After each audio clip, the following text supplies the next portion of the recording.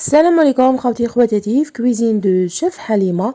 اليوم ان شاء الله جبت لكم الحوت تاع البوغا، بواسون بوغا. ديجا درته لكم في فيديو سابق، درته لكم في الفور بالبصل وطوماطيش. طريقه تاني سهله وجا بزاف بنين. اليوم جبته لكم طريقه واحده اخرى بشرموله واحده اخرى، ودرناه مقلي هذه المره. جا بزاف بنين، شهيتكم ان شاء الله في الجنه.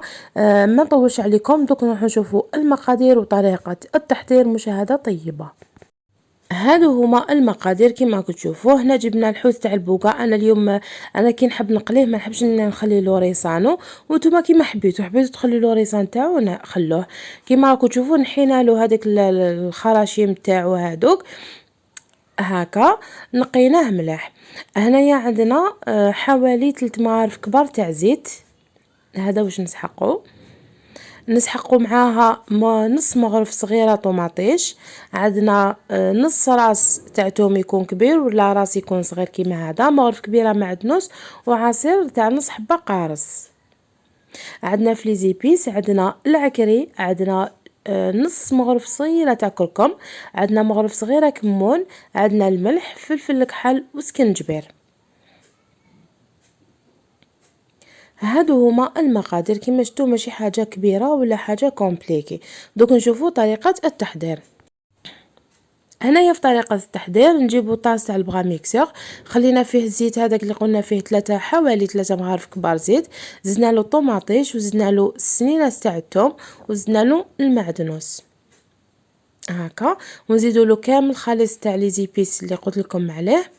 هنا في هذه الطريقه كما تقدروا تخدموا بالبغا ميكسور، تقدروا تاني تخدموا بالمهرز. شتوني القارص زيرت عليه فوق البوطاجي باش يطلق كامل الماء تاعو، يساعدني هكا. على بالكم بالقارص كي يكون خضر يكون فيه الماء قليل. هذا واش كان متوفر عندي، قلنا نعصروا عليه. كيما هنايا قلت لكم كيما تقدروا تخدموا بالبغا ميكسور. كيما هنا طاحت لي عظمه تاع القارص، سمحوا لي نحيتها. قلت لكم كيما نقدروا نخدموه بالبغا ميكسور نقدروا نخدموه بالمهرز، مي بالبغا ميكسور يجيكم احسن. ماذا بكم ديروا هكا خير.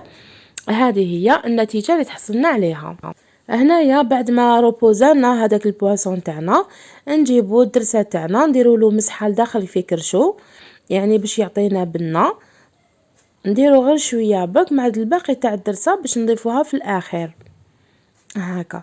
حنا هاد الشرموله هذه كيما درناها في البواسون بوغا كيما راكم تشوفوا، نقدروا نديروها تاني في السردين تاني، يعطيكم بزاف بنه بزاف شابه هكا. كاين تاني اللي يحب يزيد له الماء في الدرسه كي يكونوا يدرسوه في المهراز ولا، انا ما ننصحكمش باسكو الماء بعد يولي كي تقلوه يولي يطرش لكم الزيت في المقله هكا. نقعدوا هكا حتى نكملوا كامل واش عندنا في البواسون. نقدروا كيما هكا تاني نحطوه في الفور، يعني ما نزيدوا لا بصل لا طوماطيش كيما درنا ديجا من قبل، تاني يعطيكم ريزلطه شابه. هذه هي النتيجه بعد ما كملنا كامل. هذيك الدرسه اللي بقات لي رمتها فيه كامل. هنايا باش نجيو نقلوه جبت الفارينه، درت لها مغرف صغيره تاع كري ومغرف صغيره تاع فلفل الكحل، نخلطوها مليح حتى تندمج هكا. كي نشوفوها اندمجت نجيبوا البواسون تاعنا نرمدوه في الفارينه مليح، من بعد ننفضوه. لازم تنفضوها هكا، يعني نحولوا الماكسيموم تاع الفارينه.